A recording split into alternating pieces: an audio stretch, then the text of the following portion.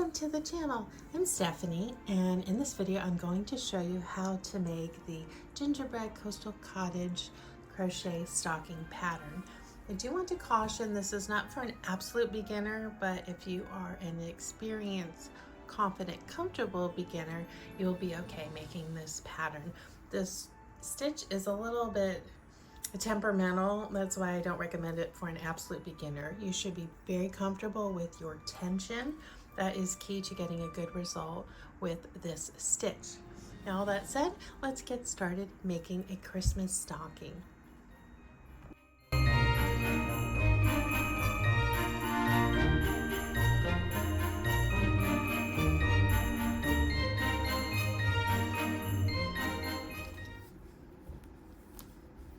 Right, so once you've worked the toe box from the pattern, you're going to start to add in the color. So I'm making a different mix of colors for my second stocking. So the first one, of course, the main color is the gingerbread color. So now I'm going to switch to the spa blue color.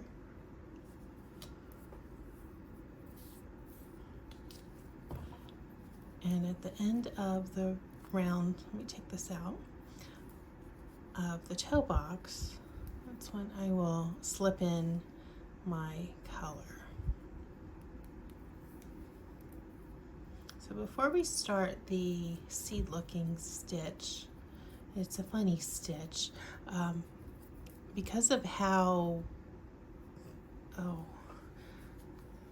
almost want to call it temperamental, although I don't think that's the right word for a stitch. It just has its own way of doing things, and there's some workarounds that have to be done with it. So starting that on this first round will not go very well. So what I'm doing is working just 3 rounds of single crochet, slipping to join at the end of each round. And you can mark your end of your round initially, but once you start working with the textured stitch, you won't have to do that, and I'll show you why that is.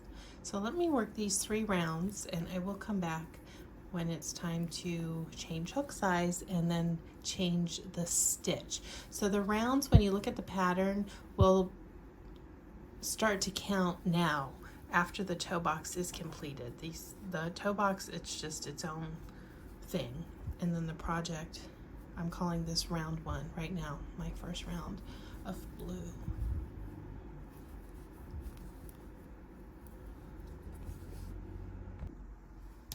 And so I finished my first round with my main body color. Now I'm going to switch over to an 8mm hook. I know that seems really big. It is big, but it's necessary for the stitch of the stocking. And I'm going to do the next 2 single crochet rounds with this. So these are more of the setup rows for the body stocking stitch. It's going to be much too difficult to work the stitches if I leave them in the 5.5mm hook.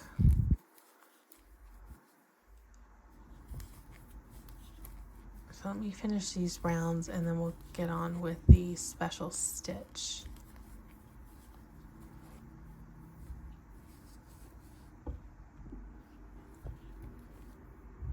I'm coming up to the end of my 3rd round of single crochet. So that's 1 round with the 5.5mm and then the 2 additional rounds with the 8mm. Slip my stitch, my chain 1, and then let me zoom in. Now find your next stitch you would work into, which for me is this one. So go under the stitch like you're going to work it, both bars on there. Go through and come through underneath the stitch next to it, pushing that post forward. So this is a front post stitch. It's front post single crochet. You don't see them quite as often as you do the front post double crochet. So make sure you pull up plenty high. So this stitch will want to curl, it will want to restrict as you work. So it's really important to be good with your tension. As I mentioned at the beginning of the video, this is not for an absolute beginner. You should be really comfortable with tension and working a few different types of stitches. You don't have to know, every stitch ever created.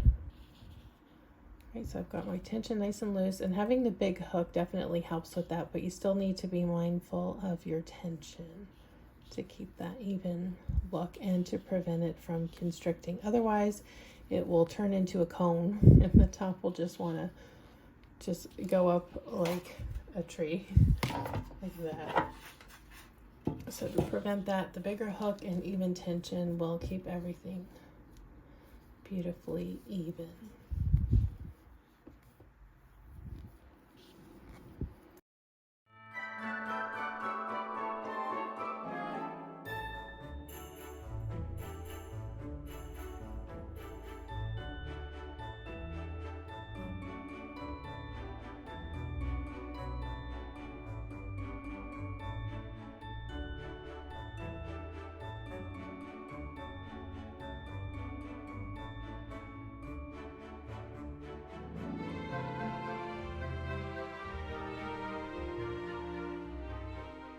Okay, so I'm going to work these rounds with this front post single crochet until it's time to change colors, and I'll come back. So you just follow the pattern with how many rows, and you do not have to keep track of your rounds because these stitches are really easy to count. And I'm going to show you how to count them next. I'm going to show you how to keep track of which row you're on. So the stitches are counted. Each one of these, let me zoom in here, these little slants, that is a round. So if you're not keeping track on a tracker, just count those. So let me get the blue one because I don't have it adorned. So on that first round, roll down flat and start counting. 1, 2, 3, 4, 5, 6, 7. So you'll see it's pretty easy to keep track of these.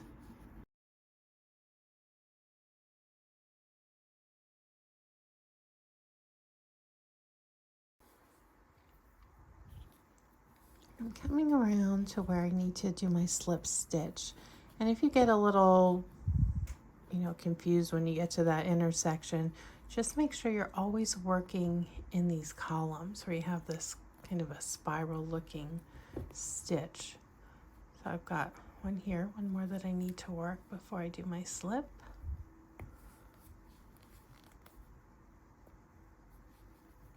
That one always feels a little tight because the slip stitch is tighter than a regular stitch. I'll come in and I slip here. Pull up. And then find there's my next column. So I go into the stitch for that one.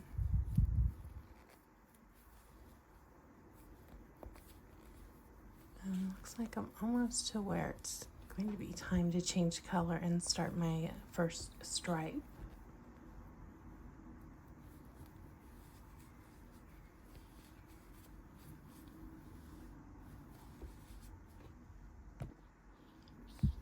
All right, it's time for me to start my first stripe and to bring in accent color number 1. I'm going to finish, push through, make sure I get that stretched out enough. And then here's my slip stitch. I'm going to drop back. You can cut this yarn here, but since I'm going to bring it up again after I work these few rows of the stripe, I'm not going to bother with that. There's just one more end in there. So I'll bring this through, just slip the stitch, pull everything tight.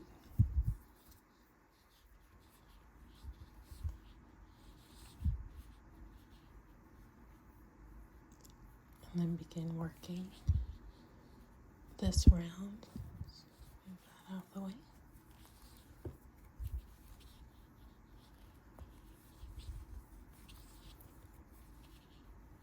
So for the stripes you see, I've got 2 rows of the first accent color, and then the main color of the, or not the main, the accent color number 2 will be the same color as the toe.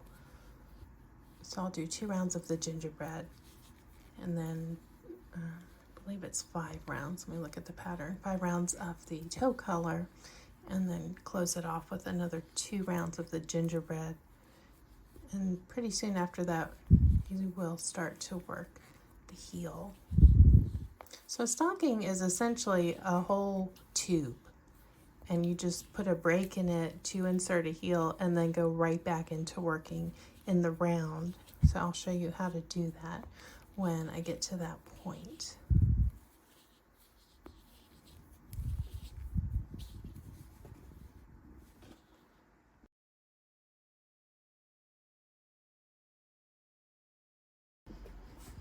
And I've worked up to the part where I'm going to start my heel, but first I want to take care of these ends while I still have a chance to do that. So I've turned it inside out.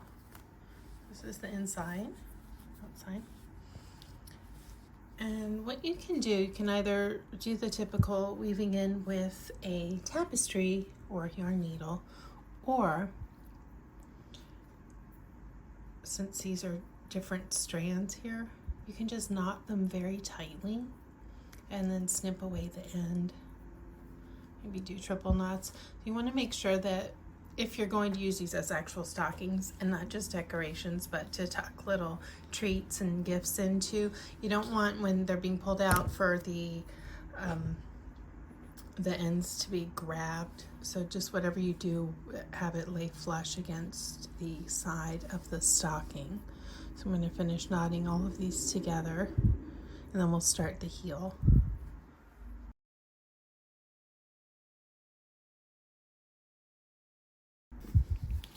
Okay, so now it's time to mark the stitches for the heel. And because, again, this is such a funny stitch, when you're working in the round, it's going to be slightly angled. This slip stitch area does not stay perfectly straight. So to keep that, let's fold this in half. The landscapers are here. I thought they were done. All right, so what I've done, you need to count 26 stitches, but if you do it from the center point, which I've done here, and then fold it in this direction so that as it hangs, this will be the bottom. These are not even, right? So the heel's going to be crooked. So we want to allow for that. Just figure out, lay this flat, rotate it if you need to as best you can. And then let's see, to adjust this, to make everything even, I didn't finish my ends yet.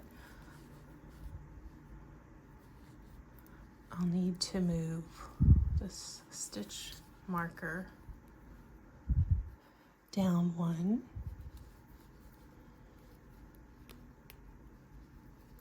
and then the other stitch marker up 1. And these are just telling me where to work my heel. This is the section that the heel will be in. So now I've got it now, and they look more even.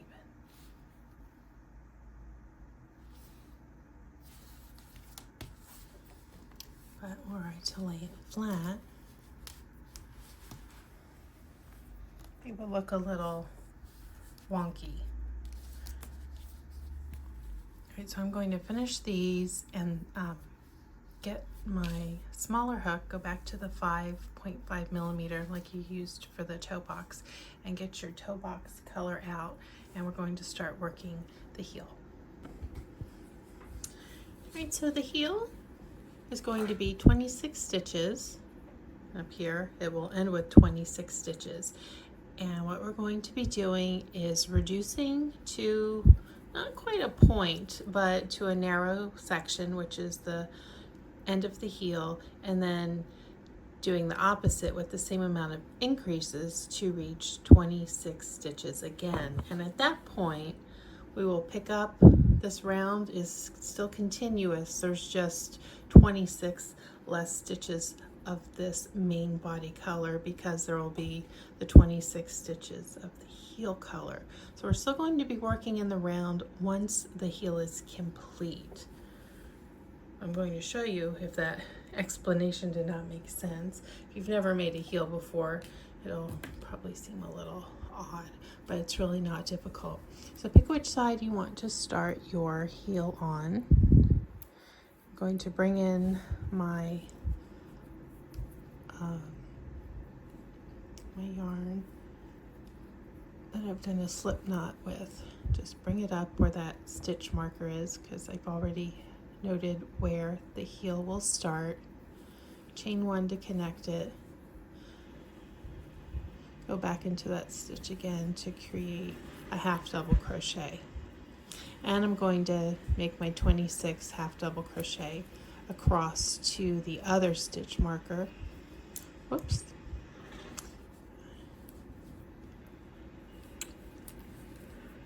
And I'm going to work the end in as I go.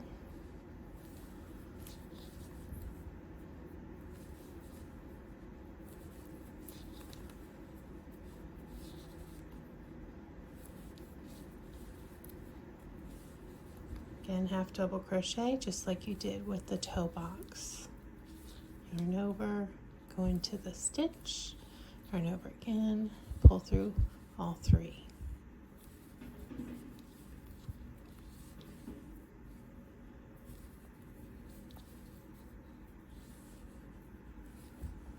All right, I got my stitch marker and I've got my 26 stitches for the heel. And you just leave the rest unworked for now. So we're going to work a decrease, one less on each end, so that will be 24 stitches at the end when we get done with this. So I'm going to look here, there's that stitch 26. I do not chain one.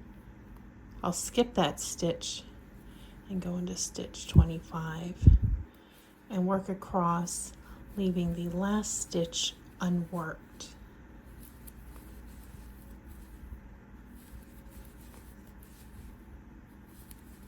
So instead of bringing two together to do a decrease, we're just going to skip those end stitches for the decrease rows. And you'll be doing your decreases like that for each of the rows.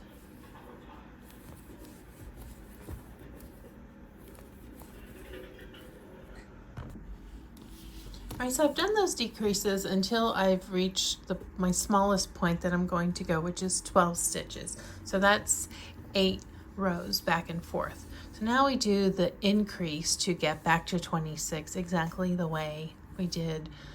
Well, not exactly, but the rows will be increased at the same 2 stitch per row increment. So we will be chaining 1 at the start and then working 2 stitches into the first stitch and 2 into the last. So this 12 will go from 12 to 14 stitches. So there's my 2, 3, 4, 5, 6, 7,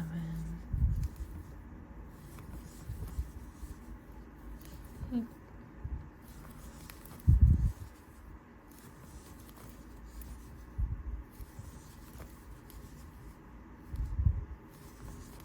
There's 12 stitches. There's my last stitch. That's stitch 13, and then putting a second one in there will make it 14. So I've gone from 12 to 14. And there's my increase. So we'll continue to do these increases every row until I get back to the 26 stitches. Chain 1, turn, and again 2 in each of the end stitches. So I will go from 14 stitches to 16 on this row. Alright, so I've got my 26 stitches here that match the 26 here. Next, I'm going to turn it wrong side out and stitch together this side and this side.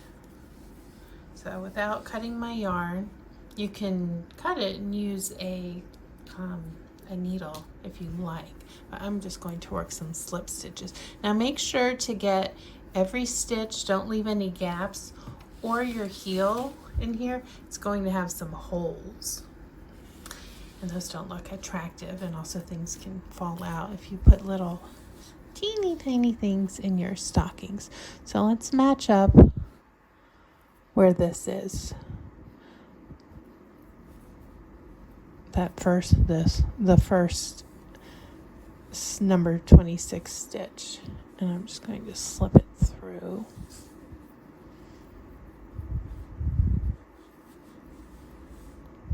Oops, and I want to kind of keep close to the edge. I don't want to have any holes, so I'm going to make sure I keep my slip stitches very close here.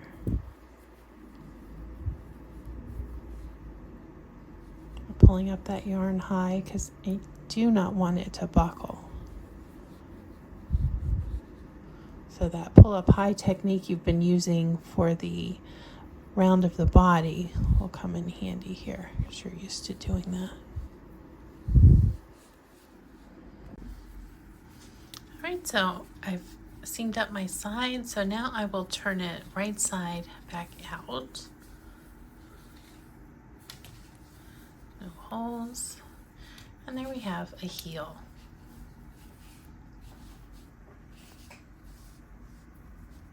Fold that in, let me snip this off and put it in my little container of ends that I use for stuffing.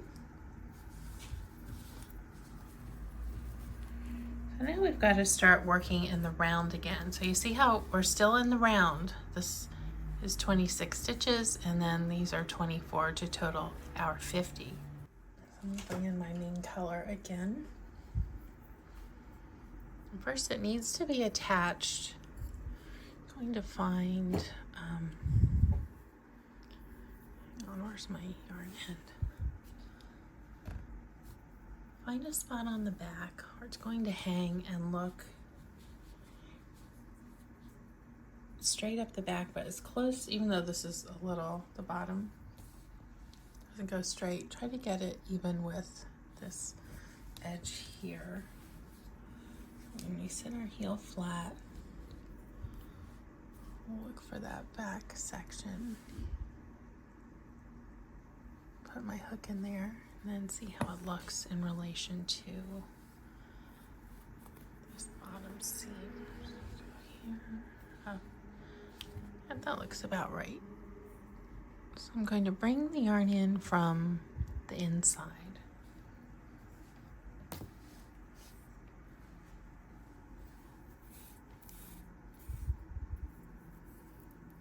Create a slip knot, and then I'm going to change back to my big hook. Again.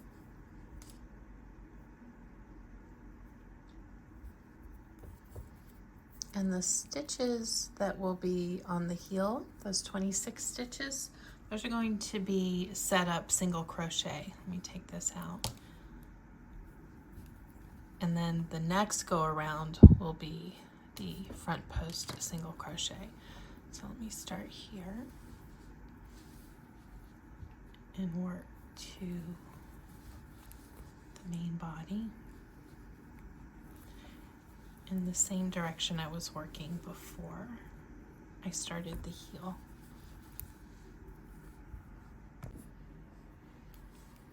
Alright, so I'm doing 13 since that's halfway around, so 13 from here of the single crochet setup, and now I'm going into the body.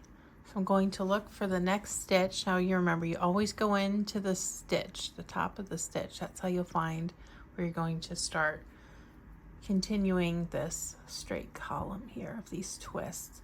So I go into the stitch, push forward, and go back to working the front post single crochet.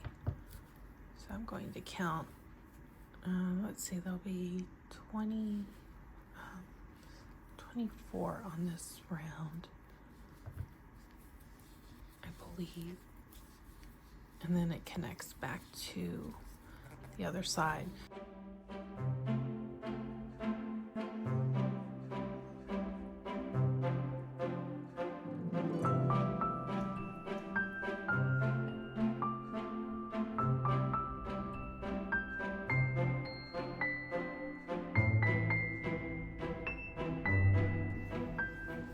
So now you see here as I've come back to the heel area, I'm just automatically working those front post single crochets in, and we've got our circle back the way it was before, or the round the way it was before. Got our 50 stitches around, and we just had that little speed bump of a heel interruption. So working a heel really is not difficult. If you haven't done it before, don't let it intimidate you. It's quite simple.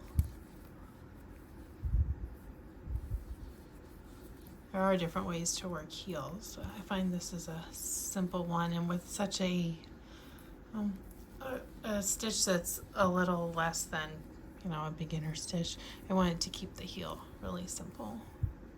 And also the top, so I didn't do a cuff, I just did a simple single crochet top. I wanted it to look a little bit rustic, like a cottage. This is a very specific design aesthetic I'm doing this year. So different from last year with those woodland gnomes. Now I've got a beach coastal theme. I'm just working my last stitch, and then it's time to slip and keep working until it's the point where I'm going to insert the second stripe sequence. Oh, it's a little snug there. Let's take a smaller hook and get through that stitch. You probably noticed your last stitch, since there's a slip stitch in there as well, it's a little bit tighter. Sometimes I just take a smaller hook to get in there.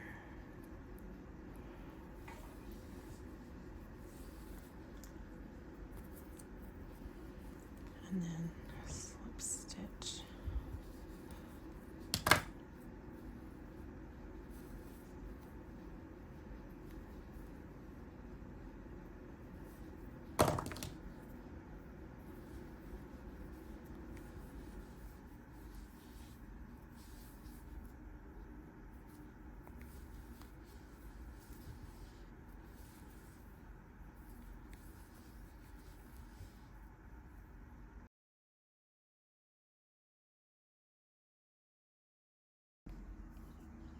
I'm at a point now where it's time for me to add my next stripe up the top leg part of the stocking.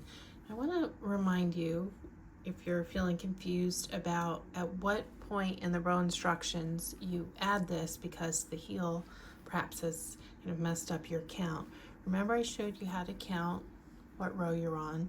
With each of these little slants is a row, right? So you'll still be counting from here to here. We never stopped the row counts. They still continued even with the break of the heel. We just stopped to put the heel in and then continued to work around. So just keep counting your stitches up like this until you're at the point where you insert your accent color number 1 to make your stripe. And for me, it would be the gingerbread color. And I finished the top part of the stocking and then worked 3 rows of single crochet along the top. And you're going to need 3, you might need a 4th, because I'm sure you've noticed, this stitch has a tendency to curl like it does here with the trees. If you haven't seen the tree pattern yet, this is just the natural curling of the stitch when you work this stitch in the round. So the single crochets at the top will help to smooth that out. And I'm going to work in, you can just do if you want to just do a chain, single crochet chain, and then hook it back here, you can certainly do that. I am going to attach a little wood ring, and then I found these at Dollar Tree, so these will be hanging as the name tag on my stockings. You could do a row just of some beads. I think that would be really cute as well. If you're doing this motif, if you're doing it in traditional Christmas colors, you might think of something else you'd like to do. So what I'm going to do is work some stitches to attach this ring. I'll link the ones that I use in the pattern. I'm sure you can find them at your craft store. I just slip stitch on probably 3. It needs to be enough in the event that I've got something heavy in here when it's hanging. I don't want it falling to the floor. Yeah, like a fruit. I don't think I quite got that on there. Let me bring it around again.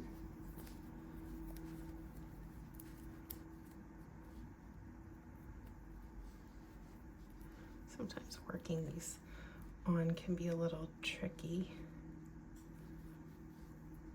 too. And then one more here. And I'm going to leave a long enough thread or long enough tail that I can bring it through and then attach my name tag on there. I think a cute chalkboard one would look nice as well. Okay, so there's 3. That feels pretty sturdy. So I'll cut my long string. Pull this through and then begin to work. Well, I don't have to work, I'm just going to tie it on. And then pull my yarn back through into the body.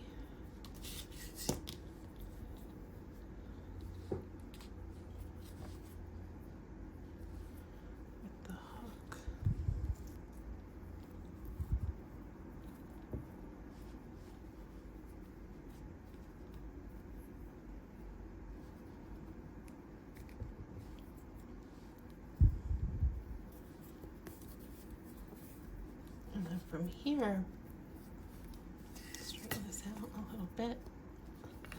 I'm going to knot these like I did in the lower part here that I showed you earlier on. And then these I will weave in some ends after I secure them with knots, just so that they're not peeking up. It would look a little bit unsightly because you do see the inside of the top of the stocking.